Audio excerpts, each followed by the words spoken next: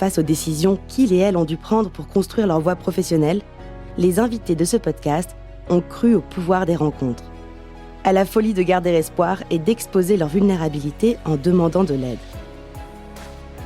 Des personnages inspirants qui, sans peur et sans phare, nous racontent leur parcours, les doutes et hésitations, et les rencontres qui, un jour, se sont transformées en opportunités.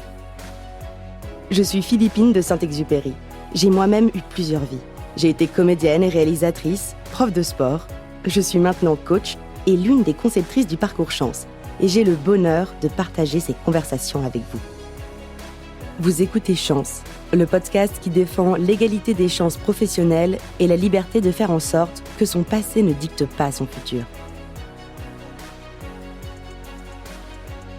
Pour ce nouvel épisode, je suis heureuse d'accueillir Clariane. Depuis l'âge de 16 ans, Clariane travaille en tant que coiffeuse. Pas par passion, mais parce qu'on lui a dit à 16 ans qu'elle n'avait pas les capacités de continuer les études et qu'il fallait choisir un travail. Mais après plusieurs années à exercer ce métier, Clariane ne se sent pas à sa place et se sent bloquée. Comment faire pour changer de voie alors qu'on n'a pas de diplôme ni même le baccalauréat ? Clariane nous raconte avec toute la passion et l'enthousiasme qui la caractérise. Bonjour Clariane et merci beaucoup d'avoir accepté notre invitation. Bonjour Philippine, merci à vous. Eh bien, on est ravis de te recevoir aujourd'hui et je te propose de commencer par nous raconter ton parcours, ton histoire. Tu peux commencer là où tu veux et arriver peut-être jusqu'au moment de ta bifurcation professionnelle. Très bien. Donc, du coup, je m'appelle Clariane, j'ai 30 ans. Il y a un peu plus d'1 an et demi, j'ai découvert Chance parce que ça faisait des années que je me posais la question de qu'est-ce que je voulais faire de ma vie. J'ai commencé à 16 ans la coiffure par dépit et je me sentais pas à ma place dans ce métier-là. Je n'aimais pas ce que je faisais, j'avais le stress en allant au travail. Le problème de commencer à 16 ans, c'est la remise en question. Qu'est-ce que je suis capable de faire ? Qu'est-ce que j'aime faire ? Et malheureusement, j'arrivais pas à trouver une solution pour sortir de ce milieu-là parce que j'ai arrêté l'école tôt. J'étais diplômée de coiffure, mais voilà, le grand néant. Est-ce que je reprends mes études ? Est-ce que j'apprends sur le tas ? Et qu'est-ce que j'apprends ? Et par hasard, j'ai découvert Chance et je me suis lancée dans ce parcours, bien plus qu'un bilan de compétences. C'est vraiment un parcours hors norme. Et grâce à vous, grâce à Chance, j'ai pu vraiment comprendre qui j'étais, ce que je voulais et que j'étais capable en fait de faire autre chose. Et du coup, j'ai quitté mon emploi. Je me suis remis dans les études pour faire secrétaire médicale. Donc du coup, j'ai pu avoir la chance de trouver un cabinet avec des médecins qui m'a pris en alternance. Et donc là, je suis fraîchement diplômée du titre d'assistante médico-sociale. J'ai eu la réponse il y a 2 jours. Waouh, félicitations, on est heureux de partager ça avec toi. Merci. Donc en fait, je me rends compte qu'en 1 an, il s'est passé un chamboulement dans ma vie et en fait, je me dis 14 ans dans la coiffure à attendre et en fait en 1 an, c'est incroyable grâce à Chance. Mon changement en fait, mon changement personnel et mon changement professionnel, comme quoi en fait, du moment où on est bien accompagné et qu'on se sent bien, tout est possible. Voilà. Grâce à Chance, c'est grâce à toi surtout, si tout est possible. Ouais, mais en fait, Chance, c'est vraiment un compagnon, c'est celui qu'il me fallait au bon moment. Bon, comme je dis toujours, j'aurais bien voulu le rencontrer avant, mais en fait, je regrette pas quand même tout ce que j'ai appris dans mon métier passé parce que forcément, j'ai acquis des compétences. Ça aussi, j'avais pas cette vision des compétences. Voilà. Je me rendais pas compte que pendant 14 ans, j'ai acquis des compétences et que qu'on change totalement ou qu'on garde un métier avec certaines compétences, c'est toujours quelque chose qu'on a appris, qu'on a acquis et ça se perd pas. Et le fait aussi d'apprendre un nouveau métier, c'est hyper enrichissant. Peu importe l'âge, je trouve que on apprend tous les jours et c'est magnifique. Ouais, tu parles de la transférabilité des compétences. On peut avoir tendance à penser que si on change, on repart de zéro, alors qu'en fait, toi, tu as vu que tu avais des compétences que tu pouvais réutiliser, comme quoi, par exemple ? Alors par exemple, comme l'accueil, du coup, moi avant c'était une clientèle, maintenant c'est une patientèle. Je fais toujours de l'encaissement, comme avant dans la coiffure, tout ce qui est la prise de rendez-vous par téléphone, la gestion d'un planning numérique. Pareil, ça c'est des choses que j'avais. L'informatique, ça je l'avais appris à l'école et puis on s'en sert toujours. C'était une compétence que j'avais déjà parce que c'est vrai que quand on n'a pas grandi par exemple avec l'ordinateur, ça peut être quelque chose qui est un petit peu compliqué. Il faut se remettre, faut se mettre dedans, tout ça. Ça c'est des choses que j'avais déjà. Après, ce que j'avais pas et que du coup j'ai appris, c'est tout ce qui touche au médical. Ça, c'est vrai que je l'avais pas et c'était super en fait de l'apprendre là pendant 8 mois là, j'ai appris plein de choses, ça m'a enrichi, voilà, c'était super et j'ai gardé le contact avec du coup les patientes, avant c'était les clientes. Alors c'est une autre relation qu'on a, mais c'est une relation justement que je voulais. Dans la coiffure, des fois c'était un peu trop la relation. Et là, en fait, j'ai trouvé mon équilibre dans la relation patiente employée, voilà. Et ça, c'est des compétences que du coup j'ai emportées avec moi et que je pratique toujours. Et avec encore plus de plaisir, ça se voit quand on te voit en parler, ça s'entend, j'imagine aussi. C'est ça, oui. Le matin, j'ai pas de stress quand je vais au travail. Je suis contente d'y aller. Si je dois faire des heures supplémentaires, c'est pas un problème pour moi. Parce que en fait, c'est surtout, je vois pas les heures passer. Oui. Et ça, dans Chance, c'était un point important dans le parcours où on vous demande qu'est-ce que vous aimez faire où vous ne voyez pas le temps passer. C'est ça, c'est la notion de flow, ça s'appelle. Voilà. Et en fait, je l'ai trouvé. Je l'ai trouvé. Et voilà. Je commence à 8h, je finis à 18h, ça fait des grosses journées. Mais au final, je vois pas en fait mes 10 heures de travail. Donc ça, c'est quelque chose d'important dans son travail, de pas regarder la montre. D'ailleurs, je ne porte plus de montre. Comme ça à voir. Ma montre, c'était le matin quand j'allais au travail dans la coiffure. Si j'avais pas ma montre, je disais toujours, ça va être une mauvaise journée. Ah oui. Et ça, dans Chance, on en parle aussi des croyances, de sa vision négative de la journée, d'un truc on va être négatif toute la journée. Et ça, la montre, c'était quelque chose. Si j'ai pas ma montre, je vais passer une mauvaise journée. Et le matin, maintenant, je pars sans montre. D'ailleurs, toutes mes montres n'ont plus de piles et je ne vais toujours pas les changer. Donc voilà, c'est super important. C'est une croyance que tu as déconstruite, en fait, de dire je pars sans ma montre, je vais passer une mauvaise journée, alors que finalement, c'est presque une meilleure journée parce que tu n'as plus du tout de montre. Exactement, c'est ça. Les croyances, pareil, chapitre de Chance, les croyances, ça m'a pas servi que dans le milieu professionnel. Et c'est ça qui est incroyable avec Chance, c'est que ça touche aussi le personnel, sa vie, comment on réfléchit, comment on pense, comment on fait des choix. Et effectivement, tous les jours, je pense à vous parce qu'il y a plein de choses. Je me dis, tu vois, avant Clariane, ça, tu l'aurais fait différemment, t'aurais pensé différemment. Et du coup, c'est pas que le travail. C'est vraiment, c'est la personne qu'on est en fait. Des vases communicants, et c'est vrai que dans la méthode de bilan de compétences, on peut apprendre des choses qui se transposent ailleurs, comme tu parles donc de faire des choix, la prise de décision, elle peut être difficile aussi bien pour choisir entre de l'eau plate ou de l'eau pétillante qu'entre deux projets professionnels. Alors bien sûr, c'est pas les mêmes enjeux, mais par contre, la méthodologie qu'on peut appliquer toute la vie, effectivement, notamment sur des choix effectivement à enjeu. Exactement. Et je ferais bien un petit retour en arrière. Tu disais que donc tu as quitté l'école à 16 ans. Est-ce que tu peux nous raconter ce qui s'est passé pour toi à ce moment? Justement, la raison, on parle de choix, donc la raison de ce choix. Ouais. Alors du coup, je jette la pierre à personne, mais j'avais à l'école, je m'ennuyais. En fait, je suis quelqu'un de très dissipé. Je peux vite, si on me parle, je vais parler. Et du coup, j'avais beaucoup de mal à être structurée dans un parcours d'école classique. Malheureusement, pourtant j'étais dans un bon collège. C'était un collège public, très bien, mais on m'a pas donné envie d'apprendre, de vraiment me donner à 100% dans l'école, et on m'a gentiment fait comprendre que en gros le lycée c'était pas pour moi, qu'il fallait que je trouve une autre porte, qu'en gros on n'allait pas vraiment me soutenir pour aller au lycée, parce que de toute façon si déjà au collège j'étais perdue, le lycée ça allait être une catastrophe.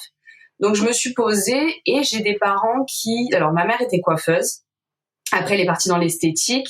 Mon père était menuisier, et il est parti il est pompier professionnel maintenant. Enfin, depuis toujours, pratiquement. Donc, en gros, je me suis dit, et là, on revient à un chapitre de chance, je vais prendre exemple sur mes parents, parce qu'au final, mes parents, ils s'en sont bien sortis. Après tout, je peux me lancer dans un métier manuel où, du coup, je vais toucher un salaire. Je pourrais faire un peu ma petite vie. Et c'était facile, hein. Du coup, l'école, vous faites plus partie d'eux, vous cherchez un patron, vous intégrez un CFA, de fil en aiguille, ça match, hein, parce que vous dites j'ai quitté l'école, donc en fait maintenant je ne peux faire, il faut que ça marche, quoi. Il faut que ça marche, parce que je vais pas perdre 1 an, 2 ans, 3 ans et retourner au lycée à 18 ans alors que je me retrouve avec des gens de 16 ans, quoi. Donc du coup, je me suis retrouvée là. Et c'est pareil, c'est un peu l'engrenage, dans le sens où vous voulez pas décevoir votre famille, parce que du coup, vous avez eu des diplômes, vous travaillez, vous avez un salaire. Est-ce que du coup, vous pouvez revenir à des études? Mais comment faire? Parce que vous avez touché à l'argent dans le sens où je me débrouillais. J'ai 18 ans, j'avais une voiture, je me la suis payée, j'avais mon essence à payer, plein de choses comme ça. Et en fait, vous vous laissez absorber par un espèce de tourbillon. En fait, moi perso, j'avais pas le courage de me dire allez, c'est bon, j'arrête, je fais autre chose. Et comme je dis, ce truc de j'ai appris un métier, je sais pas si je suis capable de faire autre chose. Voilà, ça a été ça en fait, l'engrenage du système scolaire, et puis après, le fait d'avoir un travail, quoi. D'avoir signé des contrats, des CDI, et voilà. Et donc, malgré ce confort matériel et cet engrenage dont tu parles, il est quand même arrivé à un point, tu le disais tout à l'heure, finalement, le stress et le mal-être au travail étaient devenus trop importants pour rester dans cet engrenage. Tu peux nous parler un peu de cette période, de ce qui s'est passé pour toi ? Ouais. Alors moi, du coup, faut savoir que la coiffure, c'est quand même un métier on se dit toujours, c'est bien, tu papouilles les gens, c'est de l'esthétique, c'est beau, ça fait que blablater, une coiffeuse. En fait, c'est un métier qui est hyper physique. C'est-à-dire qu'on est debout en moyenne 8 heures non-stop à piétiner, et déjà physiquement, c'est destructeur, vraiment. Et je me disais, mais Clariane, tu ne peux pas arriver à 60, 65 ans derrière un fauteuil, tu vas pas tenir. T'avais des problèmes de dos ou oui, ça, de toute façon, ouais, toutes les coiffeuses pourront le dire, le dos, c'est quelque chose, on me disait, mais il faut que tu ailles faire du sport et tout. Je dis, mais attendez, quand j'ai fait mes 8 heures debout, je n'ai pas envie d'aller à la salle de sport, me faire souffrir encore. Tu vois, c'est pas possible. Et après, l'engrenage, il y avait ça, déjà, ça, moralement et mentalement, plus j'avançais dans les années, et plus je me rendais compte que la clientèle était de plus en plus exigeante. Les réseaux sociaux sont arrivés et ont commencé à faire rêver les gens en mode je suis brune, je vais être blonde platine, mais madame, c'est pas possible.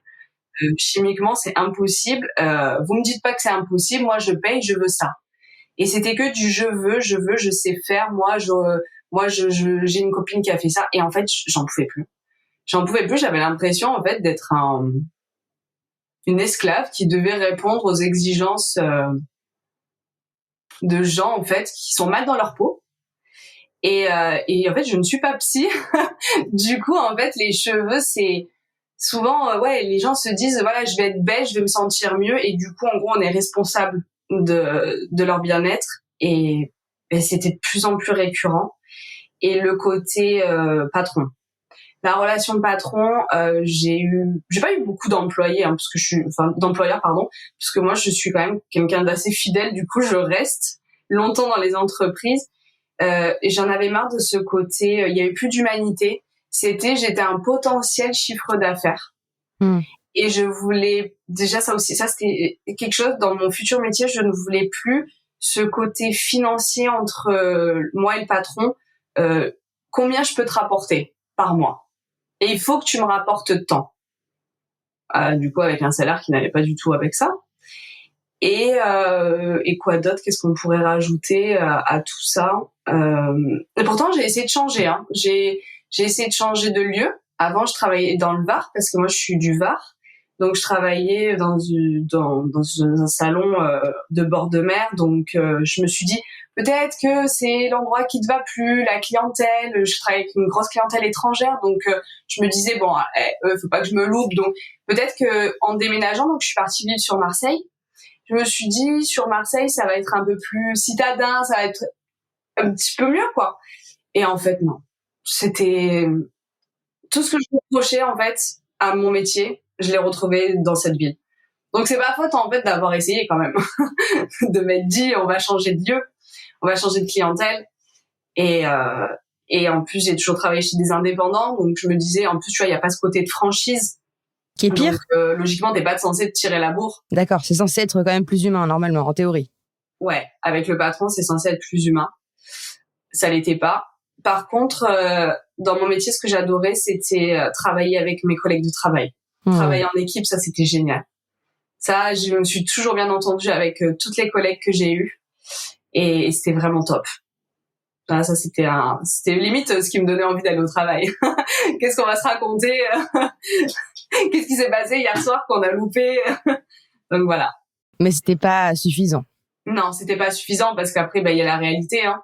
Une fois qu'on t'a pris le café le matin et qu'il faut commencer, voilà. Et tu l'as ressenti tout ça physiquement? Je veux dire, comment ça se représentait dans ton corps quand tu partais le matin? Boule au ventre. Il y avait des périodes où bon, après c'est quand vraiment genre j'étais à bout que mon patron me faisait des coups à l'envers, je mangeais plus, je pleurais, et puis ouais, toujours en fait ce stress constamment, cette ce truc de, tu sais, t'as les jambes qui sont toutes molles, genre t'as pas envie, quoi, t'as pas envie de te lever le matin. Et puis la coiffure, faut savoir aussi que tu travailles le samedi. Donc, je refusais plein de mariages. J'ai loupé plein de mariages. J'ai loupé des baptêmes. J'ai loupé des anniversaires. Et tu vois, tout ça, tu te dis, c'est pas possible, en fait. Tu peux pas mettre ta vie personnelle de côté pour un travail, quoi. Parce qu'en gros, le samedi, dans la coiffure, c'est tu demandes, on te regarde, dans le sens, t'es sérieuse de me poser cette question? Tu crois vraiment que je vais te donner ton samedi?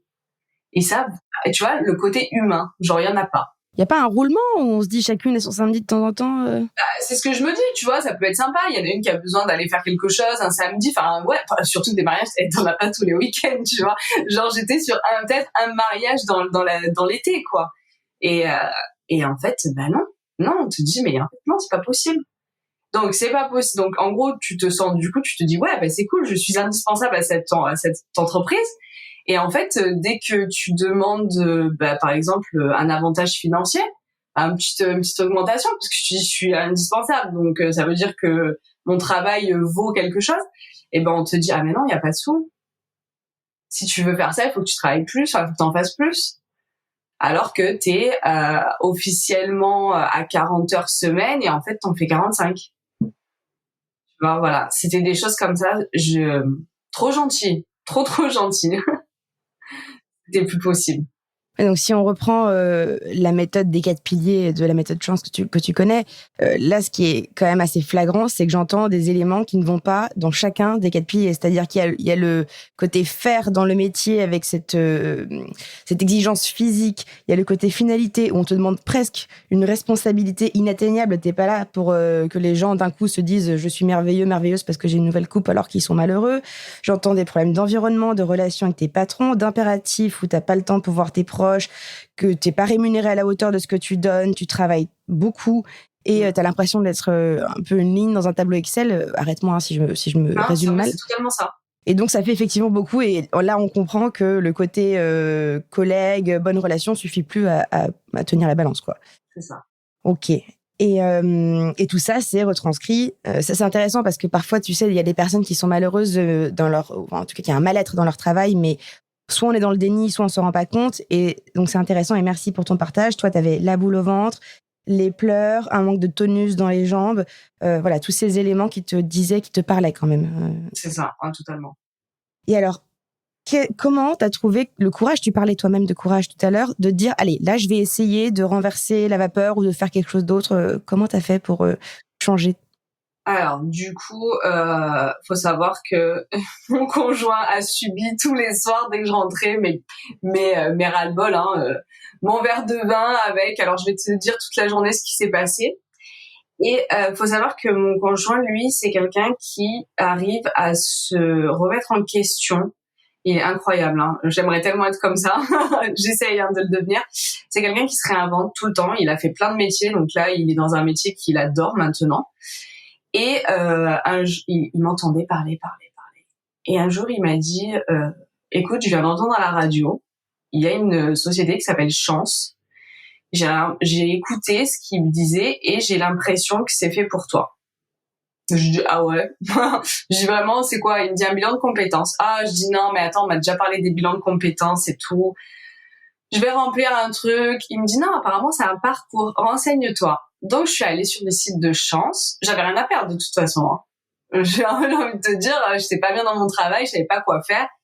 J'ai lu un peu, j'ai un peu lu le site, j'ai regardé des vidéos et je me suis dit tiens, je vais appeler pour avoir le premier contact. Et je savais qu'on pouvait financer avec le CPF, donc ça m'arrangeait parce qu'en fait, j'ai découvert que c'était pas mal de commencer tôt parce que du coup, j'avais une sacrée somme sur mon CPF. Et je me suis dit vas-y, allez, on y va, on le fait. Je me suis inscrite, j'ai pris mon temps. Parce que j'étais pas pressée en soi, hein. J'avais un travail, j'avais un salaire, je payais mon loyer, enfin tout allait bien, hein, sur le papier. Et en fait, en gros, Chance a été une thérapie. J'étais jamais allée voir une psy ou un psy, parce que je n'avais pas l'intérêt de parler à quelqu'un. Pour moi, tout allait bien en soi, hein. C'était juste que j'aimais pas ce que je faisais et je me disais un jour je vais trouver une solution. Et en gros, ça. Je me suis découverte. Et en fait, je dis le courage. Parce que tout le monde me dit, ouais, t'as été super courageuse et tout. En soi, ça a tellement été naturel avec vous. Je me suis tellement en fait, vous avez été une main tendue pour moi qui m'a accompagnée petit à petit dans mon parcours qu'au final, ça a été naturel. J'étais pas bien où j'étais. Il y a eu une goutte d'eau qui a fait déborder le vase. Du coup, j'ai pris un papier, j'ai écrit ma lettre de démission et je suis partie. Je me suis retrouvée un mois sans salaire parce qu'en fait, en gros, j'avais trouvé l'école pour faire mon métier, pour faire mon alternance. Il me suffisait juste de trouver un médecin qui voulait bien m'embaucher. Ça, j'avais déjà la compétence parce que quand t'as 16 ans et que tu dois trouver un patron, tu fais le tour des salons. Et donc du coup, ouais, en fait avec vous ça a été naturel. Je sais pas, j'ai pas eu de peur. Voilà. Ce qui est intéressant, je reprends effectivement tu reviens sur le mot courage. C'est vrai que le mot courage, parfois, ça peut être une nouvelle injonction parce que tout de suite, face à courage, on imagine une montagne, quelque chose d'inatteignable. Et là, tu viens de dire quelque chose d'intéressant, à mon sens, qui est le naturel, petit à petit. Et c'est vrai, c'est la théorie des petits pas. Et en fait, on se dit pas, voilà, demain, tu vas savoir ce que tu veux faire et tu vas déjà être en poste. C'est tranquille. Demain, tu vas déjà découvrir quelque chose de plus sur toi et petit à petit déconstruire les croyances, etc. Donc, merci de rappeler ça. Et justement, je reviens sur ce que tu disais juste avant, qui est cette compétence que tu avais effectivement d'aller frapper à la porte pour aller chercher ce que tu voulais. Donc déjà, félicitations parce que tout le monde ne sait pas faire ça. Et cette importance du réseau, est-ce que tu l'as appliquée également avant de chercher ton alternance dans les rencontres, tu sais, exploratoires de personnes qui font le métier que tu vises pour vérifier la pertinence de ton projet, etc. C'est quelque chose que tu as également appliqué à ce moment-là ? Et en fait, c'est vrai que j'ai tendance un peu à l'oublier parce que c'est quelque chose qu'en fait j'avais jamais fait. Quand on m'a dit bon ok d'accord, tu sais à peu près ce que tu veux faire. Du coup j'avais plusieurs idées. On m'a dit il faut que tu trouves des gens avec qui parler. Je dis quoi? Non, je vais pas aller parler à des gens. Ils vont dire mais qu'est-ce qu'elle veut elle? Et en fait ma coach m'avait dit Clariane, sache une chose, c'est que quand on demande à des personnes de parler d'eux, t'inquiète pas qu'ils parlent d'eux. En fait, c'est assez hallucinant. Je crois que j'ai eu tellement de numéros de contact que j'ai pas pu contacter tout le monde. C'était incroyable. Et du coup, j'ai passé des heures au téléphone avec les gens. C'est pour ça que j'ai pas pu parler avec tout le monde, avec des profils totalement différents. Et ça m'a confortée dans l'idée que j'avais du métier. Certains non. Je savais que du coup, je ferais pas ça. Par exemple, après ça se rattache beaucoup. Il y avait des RH qui avaient traité, voilà, des ressources humaines. Bon, ça, de toute façon, en plus, les écoles, il fallait quand même monter. Il fallait faire quand même pas mal de choses. Il fallait vraiment que je me remette dans des études sérieuses. Mais en fait, après, j'aimais pas. Je me suis dit, en fait, j'ai discuté avec une fille qui avait été l'assistante d'une DRH. Et finalement, c'était pas. Je pensais qu'il y avait vraiment un côté humain. Et en fait, je me suis rendu compte que DRH en général, c'est des grosses boîtes. Et du coup, il y avait pas ce côté humain que j'aimais. Au contraire. Donc du coup, tu vois, ça m'a éliminé une idée. Je dis allez, celle-là, non, on passera. Ou peut-être plus tard. Je suis fermée à rien du tout, justement, parce qu'en plus, la chance, c'est ça l'avantage, c'est que du coup, maintenant, je suis capable de me réinventer. Oui. Et du coup, en parlant avec des secrétaires médicales qui travaillaient, alors il y en avait dans des cliniques, des grosses cliniques, d'autres chez des médecins indépendants, libéraux. J'avais aussi des filles qui travaillaient en laboratoire. Donc du coup, j'ai bien pu parler avec elles. Et en fait, il faut pas hésiter à aller vers les gens. C'est hyper important. Dès qu'on a un doute, dès qu'on veut se renseigner, faut pas juste se rabattre sur Internet et regarder les 4 lignes qui vous expliquent. Alors pour être il faut avoir ça comme compétence.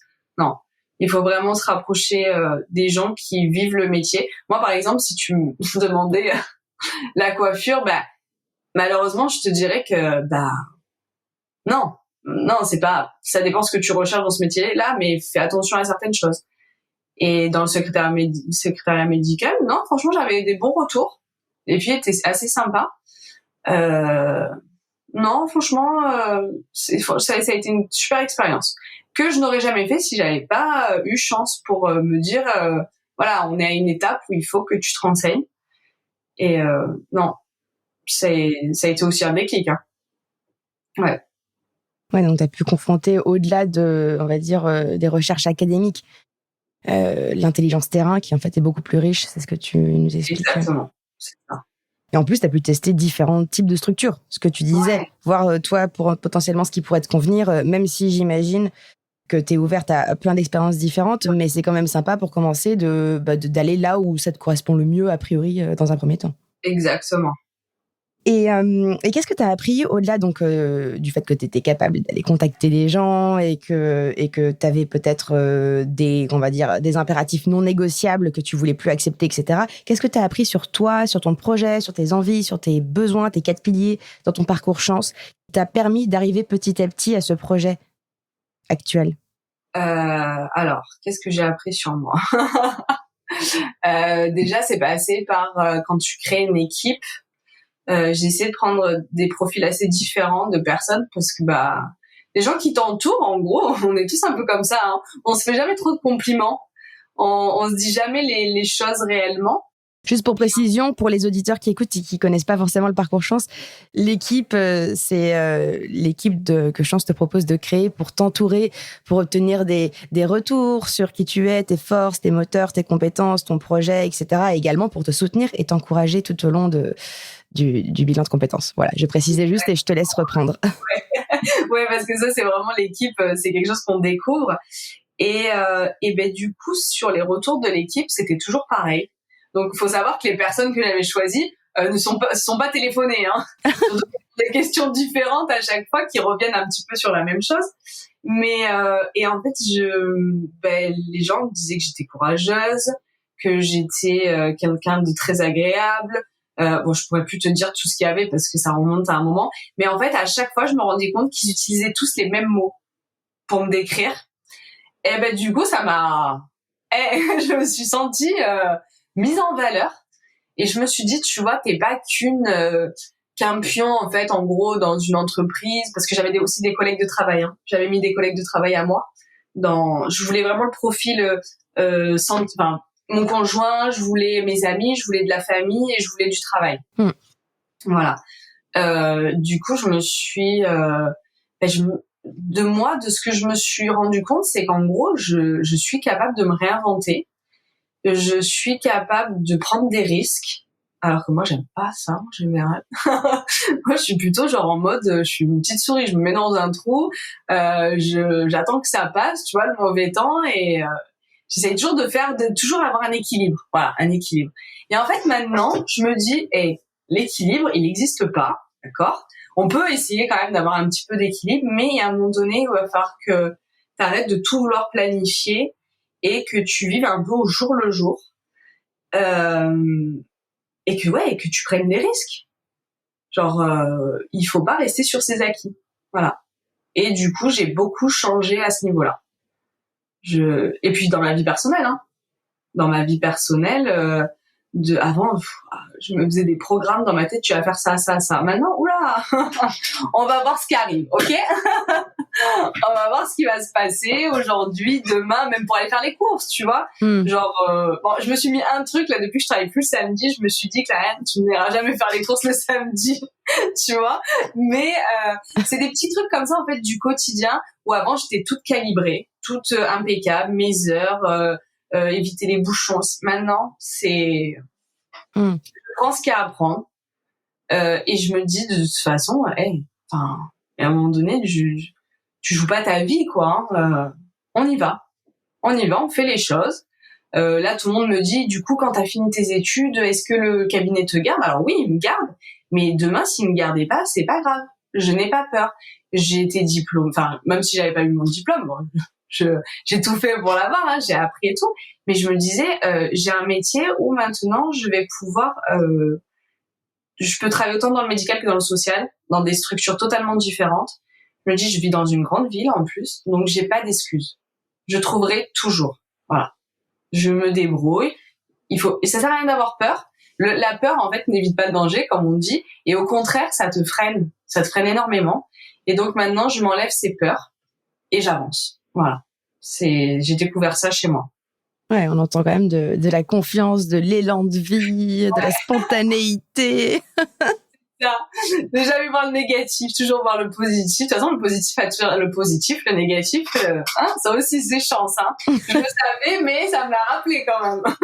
Oui, c'est des choses différentes de le savoir ou de l'intégrer dans sa vie. Hein. C'est pas pareil. Exactement.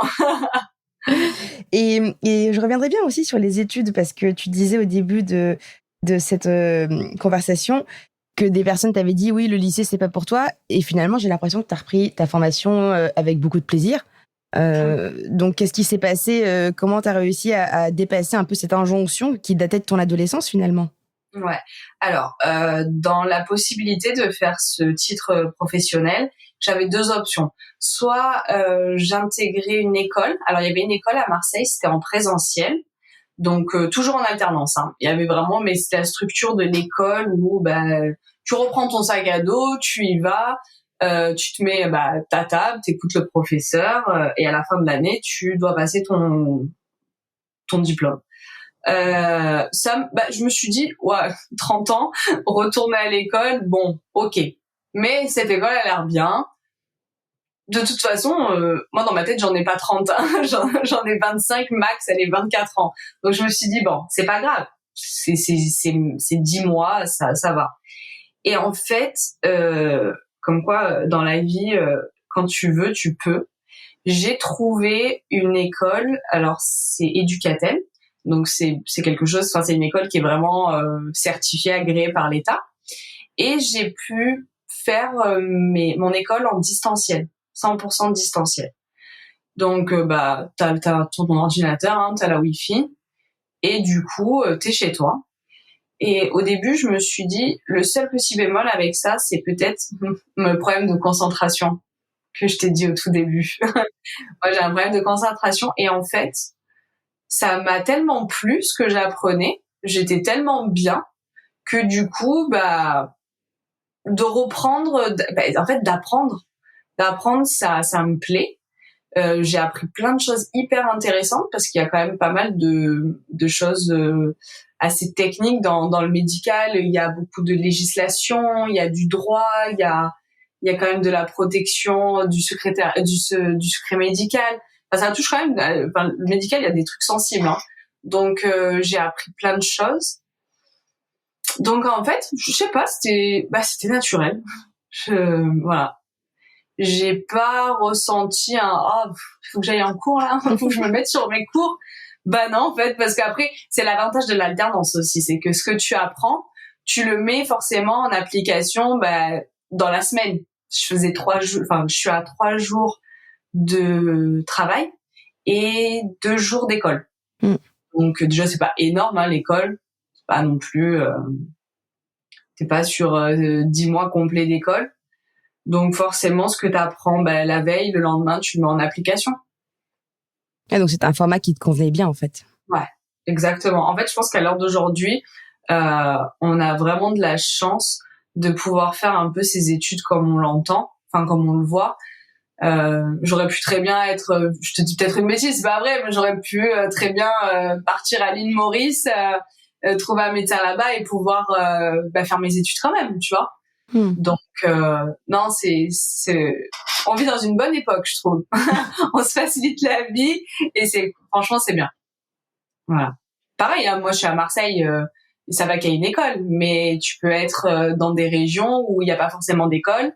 En sachant que l'école que je fais, ils le font en distanciel, mais sinon l'école, elle est basée à Paris. J'aurais pas pu monter à Paris 2 fois par semaine, c'était pas possible.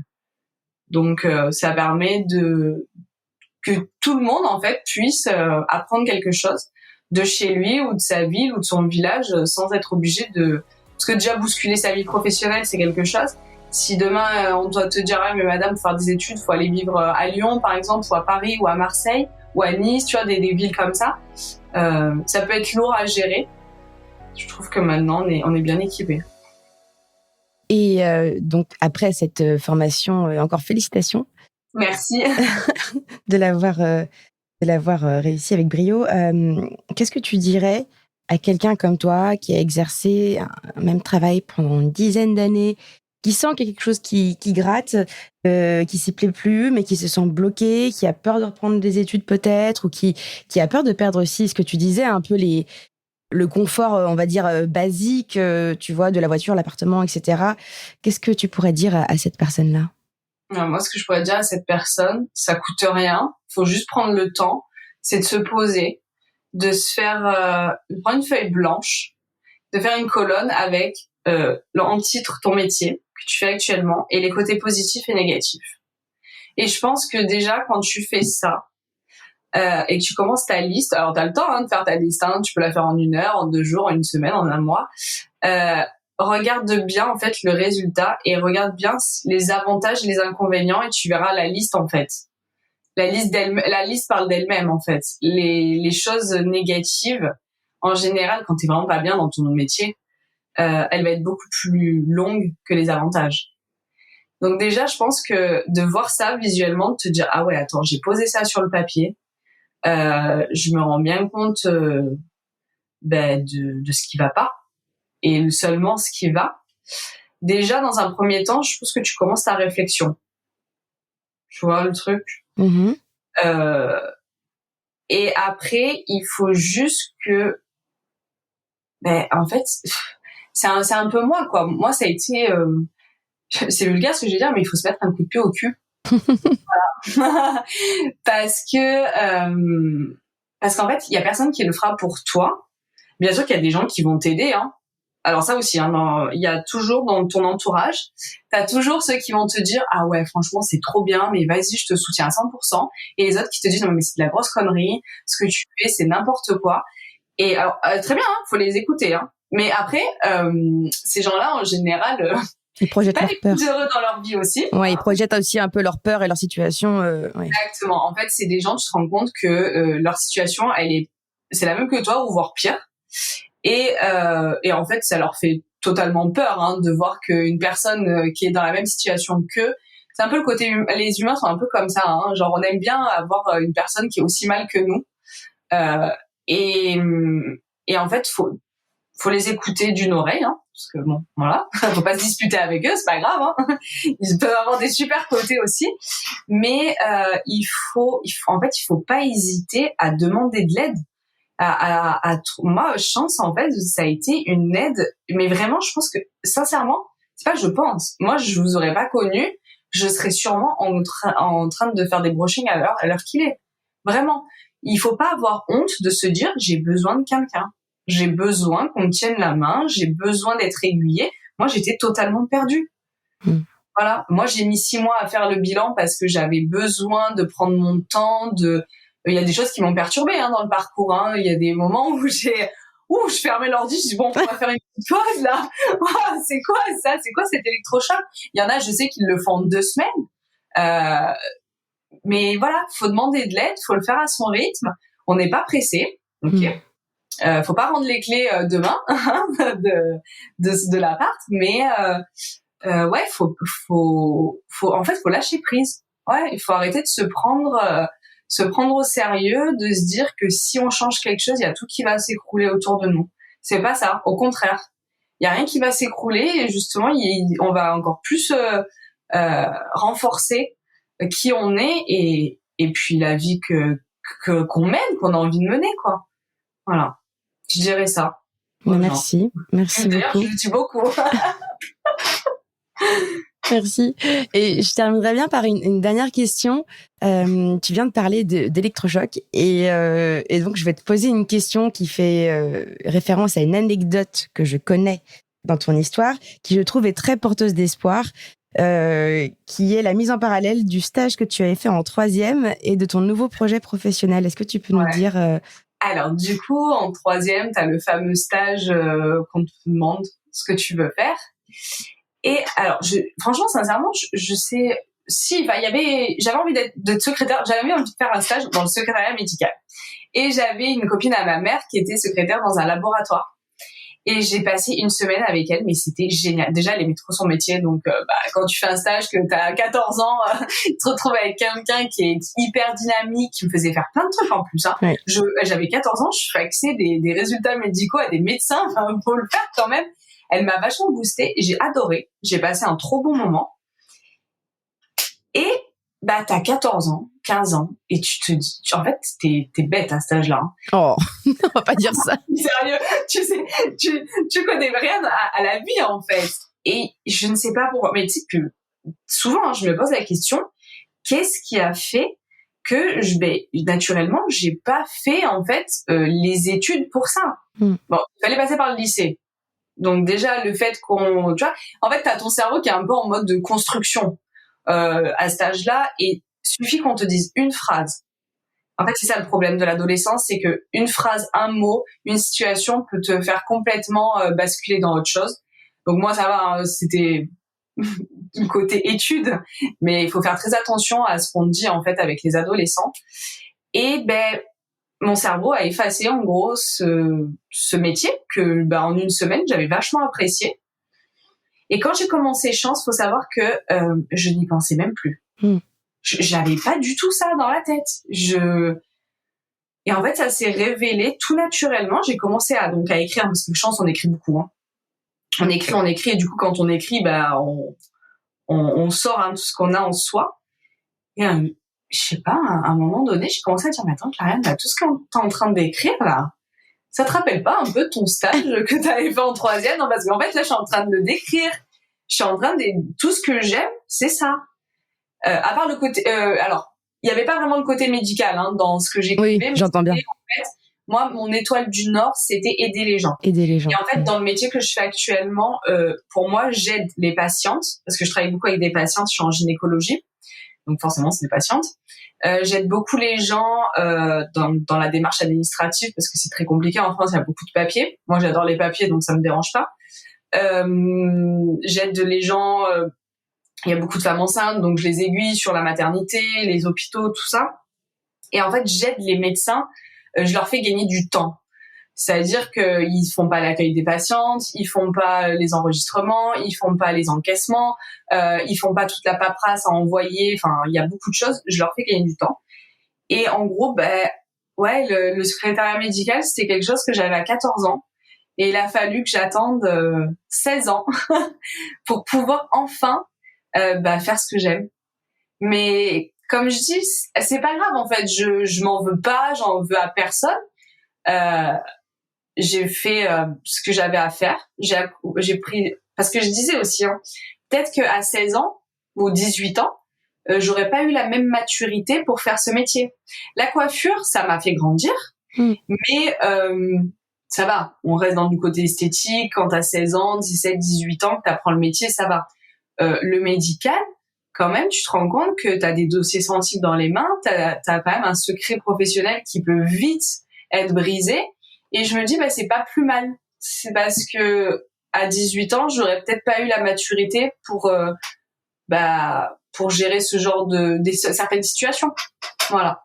Donc, ça a été ma petite anecdote. Je l'avais, ce métier, quelque part dans mon cerveau, dans mon cœur. Et maintenant, je le pratique et j'en suis super contente, quoi. Voilà. Merci. C'est sur cette conclusion hyper positive et porteuse de plein de belles choses pour la suite que je vais te laisser. Et merci encore pour ton témoignage.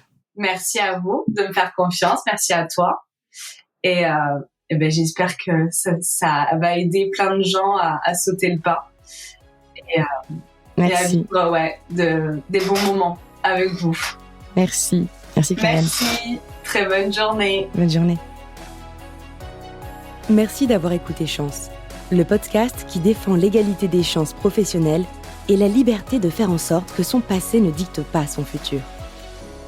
Vous pouvez retrouver nos épisodes sur toutes les plateformes de podcast. Et si ce témoignage vous a plu, vous pouvez laisser des étoiles, m'écrire des commentaires et n'hésitez pas à en parler autour de vous. À bientôt.